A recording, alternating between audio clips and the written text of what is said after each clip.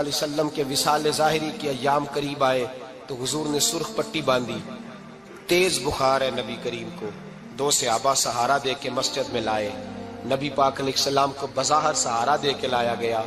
کریم رسول نے لوگوں کو جمع کیا، حضور آج کیا ہونے والا ہے، آج کیا کہا جائے گا، آج کس لیے میٹنگ بلائی ہے؟ نبی کریم کے کل صحابہ جب مسجد میں جمع ہوئے تو کھچا کھچ مسجد بھری ہے۔ وصال ظاہری سے چند یوم پہلے کی بات، نبی پاک نے فرمایا آج تمہیں کوئی جہاد کی ترغیب نہیں دینی، آج کوئی نیا پیغام نہیں دینا، آج تمہیں بتانا ہے کہ رب نے اپنے بندے کو اختیار دیا ہے، چاہے تو دنیا میں رہے، چاہے تو اس کی بارگاہ میں حاضر ہو جائے۔ اس عبد نے بارگاہ ربوبیت کی طرف لوٹنے کا ارادہ کر لیا ہے۔ حضرت صدیق اکبر رونے لگے تو صحابہ نے کہا تمہیں کیا ہوا؟ کہنے لگے سمجھ نہیں رہے، کسی کی بات نہیں کر رہے، نبی پاک تو اپنی بات فرما رہے ہیں، اس نے جانے کا ارادہ کر لیا۔ سنیے میرے بھائی، محبوب پاک نے فرمایا بھائی کسی شخص کو میری طرف سے کوئی تکلیف پہنچی ہو تو بدلہ لے سکتا ہے، بدلہ لے سکتا ہے، کسی کو تکلیف پہنچی ہو۔ صحابہ پھوٹ کے رونے لگے، محبوبہ کرم ہی کرم ہوا ہے، رحمت ہی رحمت آئی، آپ کے بارے میں گمان کرنے والا بھی دائرہ ایمان سے نکل جائے۔ حضور آپ کیا فرما رہے ہیں؟ فرمایا نہیں بھئی اٹھو۔ پیچھے سے جناب عکاشہ بن محصن اٹھے، ہاتھ کانپتے ہیں، آگے بڑھے، کہنے لگے یا رسول اللہ، ایک جنگ کے موقع پر آپ نے درہ مارا تھا، ننگی پیٹھ پر صفیں سیدھی کراتے، بات دل میں رہ گئی ہے، میں نے بدلہ لینا ہے۔ نبی کریم نے فرمایا بلال دوڑ کے جاؤ، فاطمہ کے گھر درہ پڑا ہے، درہ لاؤ۔ سیدنا بلال حبشی کہتے میں گیا، دستک دی سیدہ طیبہ طاہرہ، حضرت فاطمہ فرمانے لگی بلال کیسے آئے ہو؟ اماں جی وہ درہ چاہیے تھا۔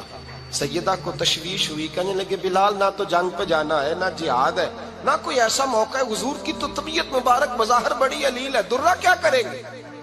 حضرت بلال عرض کرنے لگے اماں جی ایک صحابی بدلہ لینے لگے ہیں، صاحب طبقات نے جملے لکھے ہیں، کہتے ہیں بی بی صاحبہ نے درہ بھی دیا اور امام حسن حسین کو بھی باہر نکالا۔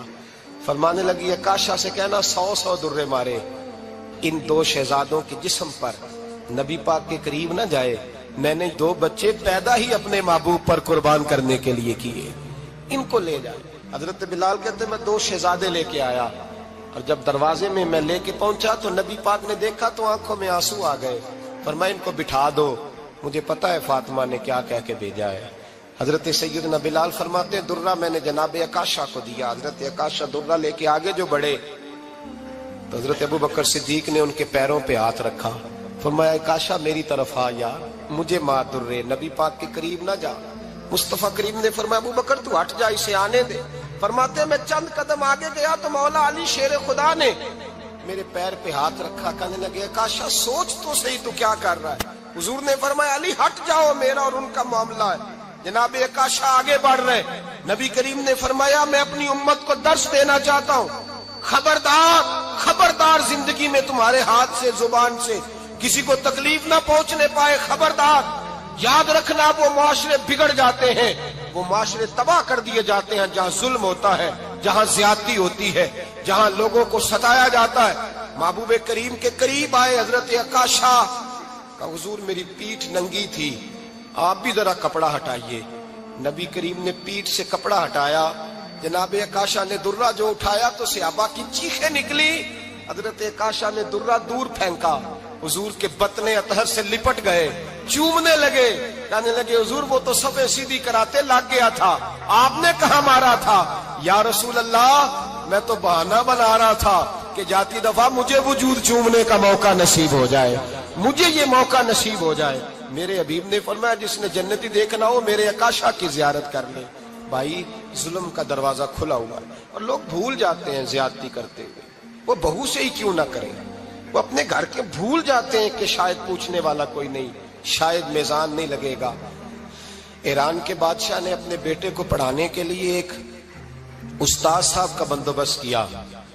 استاد صاحب کو کہا کہ میرے بچے کو دین پڑھائیے، میں چاہتا ہوں کل اس نے عنان حکومت کو سنبھالنا ہے تو یہ دین سے آگاہ ہو جائے، اس کو کچھ سکھائیے پڑھائیے۔ بہت نیک بزرگ بڑے درویش عالم پڑھانے لگے، اسباق مکمل ہو گئے، دین کے اسباق قرآن مجید پڑھایا، احادیث طیبہ کا درس دیا، اصول فقہ سے روشناس کرایا۔ جب بچے نے مکمل تعلیم حاصل کر لی اور آمین ہو گئی، دستار ہو گئی، فارغ ہو گئے، تو پھر ایک دن استاد صاحب نے کہا بیٹے کل تم نے ضرور آنا ہے، کچھ بات کرنی ہے۔ شہزادہ گیا ملنے استاد صاحب سے، استاد صاحب نے کنڈی لگا لی، ہاتھ میں درہ پکڑ لیا، مار مار کے پورے وجود کو زخمی کر دیا، کوئی غلطی نہیں، کوئی بات نہیں، مارا۔ اب بچہ آیا آ کے بادشاہ سلامت سے کہا کہ ابا جی سمجھ نہیں آئی، بڑا مارا ہے استاد۔ تو سیانے تھے نا بادشاہ، یہاں تو قاری صاحب روز کٹہرے میں کھڑے ہوتے ہیں، مولوی صاحب آپ نے میرے بچے کو کیوں مارا ہے؟ آپ 8,000 کے مولوی ہیں، میرا کئی کروڑ کا بچہ ہے، سویرے بدل لیں گے، خبردار آپ نے بچے کو ہاتھ لگایا، اپنی حیثیت میں رہے معاذ اللہ۔ جو قومیں استادوں کو کٹہروں میں کھڑا کرتی ہیں وہ ترقی نہیں کر پاتی، جو استادوں کو کٹہروں میں روز کھڑا کرتے ہیں۔ کہا ابا جی بڑا مارا ہے، تو والد بڑے سمجھدار تھے، کہنے لگے بیٹا استاد باپ ہوتا ہے، وہ زیادتی نہیں کرتا، کوئی بات ہوگی، میں تیرے استاد کو کٹہرے میں نہیں بلاؤں گا۔ اماں سے بات کی، اماں کہنے لگی بیٹا میں تیرے باپ سے کیسے بات کروں، ڈر آتا۔ وقت گزر گیا، 22 سال بیت گئے،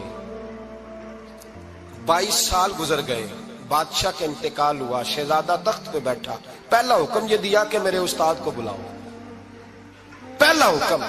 استاد جی بوڑھے ہو گئے تھے، چھڑی کے اوپر ٹیک لگا کے آئے اور بھویں سفید ہو کے جھک گئی تھیں، یوں آنکھ کھول کے بڑی مشکل سے دیکھا، کہنے لگے شہزادے حکم ہو۔ کب میں شہزادہ نہیں، اب میں بادشاہ بن گیا ہوں۔ استاد جی 22 سال بیت گئے، آپ نے مارا تھا، پر وہ درد چونکہ زیادتی کی تھی، میرا قصور کوئی نہیں تھا، تو نہ میری روح سے درد گیا ہے نہ میرے جسم سے گیا ہے، میں بے اختیار تھا، پوچھ نہیں سکتا تھا، آج با اختیار ہوا ہوں۔ سب سے پہلے پہلا حکم آپ کو دیا، بلایا ہے، بتائے کیوں مارا تھا، کیوں مجھے مارا تھا، میری زیادتی بتائے۔ تو استاد، بوڑھے استاد کی آنکھیں آنسوؤں سے بھر گئی، کہنے لگے بیٹے بس آج کے دن کے لیے مارا تھا، یہ جو دن آ گیا نا میری زندگی میں، اس لیے مارا تھا، یہ میں چاہتا تھا میری زندگی میں وقت آئے، آج کے بس میری مراد پوری ہو گئی۔ کہا صاحب کس لیے، مجھے بھی سمجھائے۔ آپ فرمانے لگے کتنی دیر ہو گئی تجھے مار کھائے ہوئے، کتنا زمانہ بیت گیا؟ کہنے لگا 22 سال۔ فرمایا زخم بھولے تو نہیں، درد ختم تو نہیں ہوئی، تمہیں بات 1 منٹ کے لیے بھی تمہارے حافظے سے محو تو نہیں ہوئی؟ کہا استاد جی روز رات کو یاد آتی، روز خیال آتا تھا۔ استاد کہنے لگے بھائی تو بے اختیار تھا، پوچھ نہیں سکا، 22 سال تجھے یاد رہا، مجھے پتا تھا تو ایک دن حکمران بنے گا، میں نے تجھے اس لیے مارا تھا کہ بیٹے یاد رکھنا، کسی پہ ظلم نہ کرنا، اگر تجھے 22 سال تک یاد رہا ہے تو جس پر تو ظلم کرے گا اسے بھی قیامت تک یاد رہے گا، اور یہ یاد رکھنا تو آج با اختیار ہوا تو تو نے مجھے بلا لیا ہے، قیامت کے دن غریب با اختیار ہو جائیں گے، مظلوم با اختیار ہو جائیں گے، وہ با اختیار ہوں گے، للہ الواحد القہار، رب کریم کی بارگاہ کے اندر ان کا اختیار ہوگا، اکیلے اللہ کی حکمرانی ہوگی، پھر وہ بلائیں گے بڑے بڑے کج کلاہ، دنیا میں جن کی پگڑیاں اونچی تھیں وہ سر جھکائے کھڑے ہوں گے، دنیا میں جو ڈکٹیٹر بنتے تھے ان کی پشتیں لال ہوں گی، ان کو غدار لکھا جائے گا، قیامت تک نہیں بھولے گا۔ ظلم کرنا تو سوچ سمجھ کے کرنا، اتنا کرنا جتنا تم سہ سکتے ہو، اتنی زیادتی کرنا جتنی قیامت میں تم برداشت کر سکتے ہو۔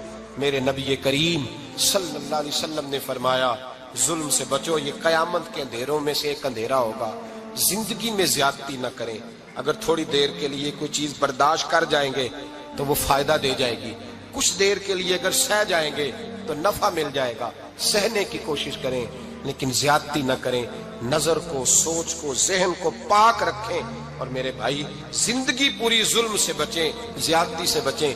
امیر المومنین حضرت جناب سیدنا عمر فاروق رضی اللہ تعالیٰ عنہ رات گھر میں تھے تو رونے لگے،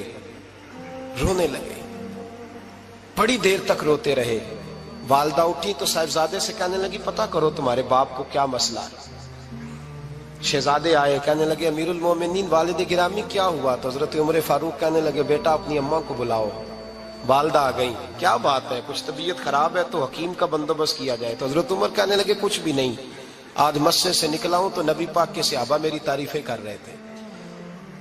یہ حضرت فاروق اعظم کے وصال کے قریب کے دن ہے، تعریفیں تو حضرت یہ رونے کی بات ہے کہ خوش ہونے کی؟ آپ فرمانے لگے نہیں، سوچتا ہوں باہر تو میں اچھا رہا ہوں، پتہ نہیں گھر میں ہی کوئی زیادتی نہ ہو گئی ہو، پتہ نہیں تمہارے ساتھ بھی میرے معاملات ٹھیک تھے کہ نہیں۔ صحابہ تو تعریف کرتے ہیں، رو رہا ہوں تمہاری وجہ سے نہ الجھ جاؤں، بیوی ہی نہ کہے میرا حق ہی ادا نہیں کیا۔ یہ لفظ کہتے کہتے پہاڑ ہے یہ شخص، کیسر و کسرا کانپتے ہیں۔ حضرت عمر رو پڑے، بی بی سے کہنے لگے مجھے اللہ کی رضا کے لیے معاف نہیں کر دیتی؟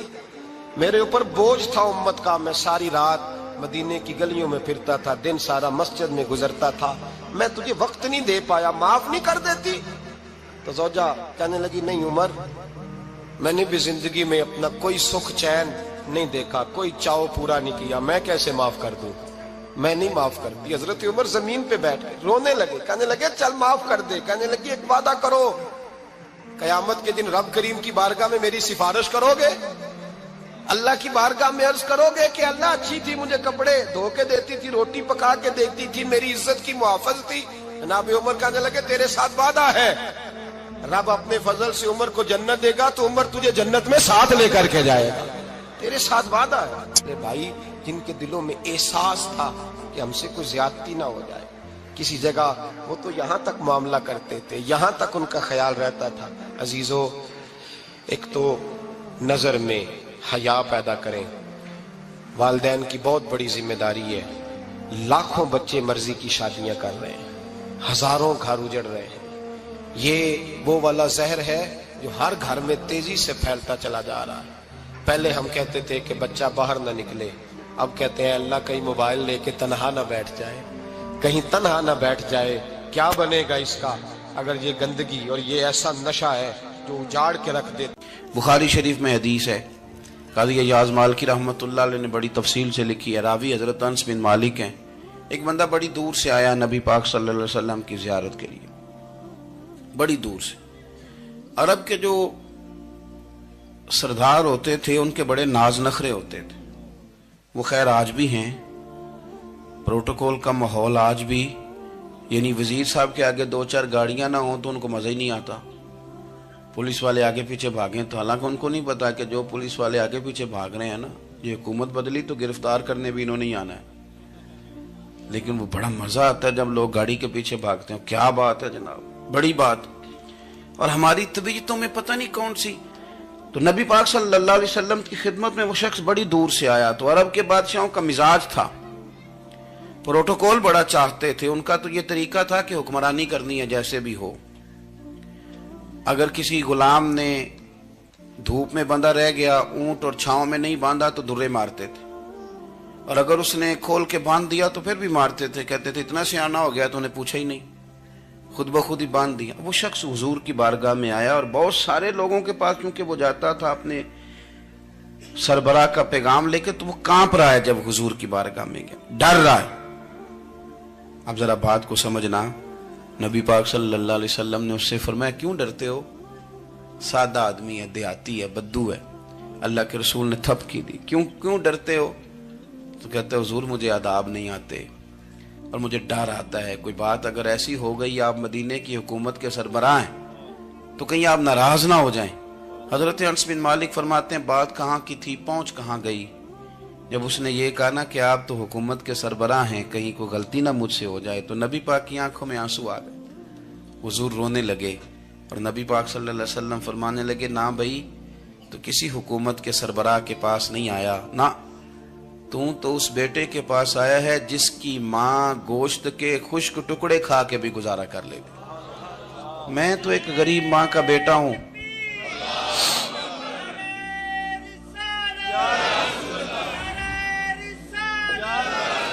بھائی اگر آپ کا یہ ذوق بن جائے، دیکھو نا آج تو لوگ بھول جاتے ہیں نا، کپڑے بدل لیتے ہیں تو وہ سمجھتے ہیں کہ شاید سارا کچھ ہی بدل گیا، یعنی گاؤں سے آ کر پڑھنے والے بھول ہی گئے ہیں کہ کس کی ماں نے کتنا زیور بیچا تھا۔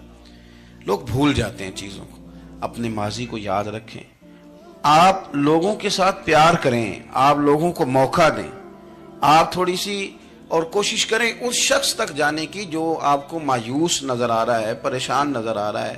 یہ ہمیں میلاد والے محبوب صلی اللہ علیہ وسلم نے درس دیا۔ ایک اور پہلو، حضور سید عالم صلی اللہ علیہ وسلم نے، ہمارے ہاں نا ابھی بھی برادری کی تقسیم ہے، ابھی بھی اور کچھ میں نے ایسے کمزور لوگ بھی دیکھے. یہ اس طرح کی حرکتیں ہارے ہوئے لوگ کرتے ہیں. ہارے ہوئے لوگ جو اپنے آپ کو سمجھتے ہیں کہ میں کوئی بڑا آدمی ہوں. بڑا آدمی تو اپنے اخلاق سے ہوتا ہے, اپنے کردار سے ہوتا ہے, اپنی سخاوت سے ہوتا ہے, لوگوں سے پیار کرنے سے ہوتا ہے. باقی یہ کہ بیٹھ کے کہانی سنانا کہ میں بڑا کچھ کرتا ہوں, تو جو کچھ کرتا ہوتا ہے اسے سنانے کی کوئی ضرورت. ایک اور بہت سارے لوگ آپ تعزیت کرنے جائیں نا والد کے انتقال کے بعد, تو ان بیچاروں کو بتانا پڑتا ہے کہ ابا جی میرے بغیر دوائی نہیں کھاتے تھے. تو میں کہتا ہوں اگر تیرے بغیر نہیں کھاتے تھے پھر بتانے کی ضرورت نہیں, پھر تو سارے گاؤں کو پتا ہوگا کہ تیرے بغیر نہیں کھاتے تھے. اور اگر کوئی دال میں کالا ہے تو پھر تیری وضاحت کوئی بندہ قبول نہیں کرے گا. تو آپ کو بتانا کیوں پڑ رہا ہے, اور آپ بار بار اس بات کا ذکر کیوں کر رہے ہیں کہ ہم بہت بڑے قبیلے کے ہیں؟ صاحب اگر آپ بڑے قبیلے کے ہیں تو پتا ہوگا سارے علاقے کو آپ کتنا لوگوں کا خیال کرتے ہیں, آپ کس قدر محبت کرتے ہیں, آپ کا انداز کریمانہ کس طرح کا. پھر آپ کو بتانے کی کوئی ضرورت نہیں ہوتی, پھر خود بخود خبر ہوتی. حضرت سیدنا ابو ذر غفاری رضی اللہ تعالیٰ عنہ, قبیلہ بنو غفار ایک بڑی شاخ تھی قبیلوں میں سے. جو لوگ اس زمانے میں مالدار قبیلوں سے تعلق رکھتے تھے ان میں سے ایک بڑا نام تھا. ساری زندگی چودراہٹ کی, لیکن میلاد ایک انقلاب کا نام ہے. میں میلاد منانے والے دوستوں سے گزارش کرتا ہوں کہ آپ ہر سال میلاد منائیں, اور ہر سال میلاد کے بعد آپ تھوڑے بدل بھی جائیں, یعنی تھوڑے سے بدل جائیں. کچھ لوگ کہیں یار یہ داڑھی میں نے نا 12 ربیع الاول والے دن رکھی تھی, یہ میری میلاد والی داڑھی ہے. اور داڑھی رکھیں بھی نبی پاک کی مرضی کی. کس کی مرضی کی؟ نہ ناراض ہو جائے جی میں ٹور چلا بس. کس مرضی کی جی؟ اپنی مرضی کے نہیں. داڑھی کا وزن کو نہیں ہوتا کہ پوری مٹھی رکھیں گے تو آپ کو کوئی دقت ہوگی, کوئی وزن نہیں. پوری رکھیں, جو حضور کا طریقہ مبارکہ ہے جو ہمیں ملتا ہے اس پر آپ توجہ فرمائیں. تو میں جو بات عرض کرنے جا رہا ہوں وہ میلاد انقلاب ہے. حضور سید عالم صلی اللہ علیہ وسلم کی بارگاہ میں آنے سے پہلے لوگ کچھ اور ہوتے تھے, اور یہاں سے ہو کے جاتے تھے تو پھر ان میں تبدیلی آتی تھی. میں سارا دن کرامتیں سناؤں نا کسی کو اپنے پیر صاحب کی, اور اپنے گھر میں بھی کہ میرے حضرت بڑے, میرے استاد بڑے, لیکن بیوی کے ساتھ اگر میں ترش لہجے میں بات کروں گا تو وہ کہے گی یہ سکھاندے نے تینوں پیر صاحب. دوست کہیں گے یہ سکھاتے ہیں آپ. تو آپ کی کہانیاں نہیں چلتی, آپ کا کردار چلتا ہے. حضرت ابو ذر غفاری رضی اللہ تعالیٰ عنہ فرماتے ہیں چونکہ میں چودھری تھا, سیدنا بلال حبشی رضی اللہ تعالیٰ عنہ کے پاس میں بیٹھا تھا. کسی بات میں بات آگے بڑھی اور بڑھتے بڑھتے بات شکنجی تک چلی گئی. رائے کے اختلاف نے باتوں میں تلخی پیدا کر دی, اور جب تھوڑے لفظ اور تیز ہوئے تو میں نے انہیں کہہ دیا چپ کر, تو ابشن کا بیٹا ہے. کس کے بیٹے تھے حضرت بلال؟ کہتے ہیں جب انہوں نے مجھے کہا تو میرا دل بڑا ٹوٹا, لیکن میں نے ارادہ کیا کہ میں نے حضور کی بارگاہ میں نہیں عرض کرنی. اب ہر بات کی ہم حضور کی بارگاہ میں شکایت کریں. لیکن میں جا کے مسجد میں بیٹھا, اور جب سرکار آئے نا, ارادہ نہیں تھا کہ عرض کروں گا, لیکن حضور کا چہرہ دیکھا تو دکھ میرا خود ہی تازہ ہو گیا. رونے کا بھی تو تب ہی مزہ آتا ہے نا کوئی اپنا ملے تو.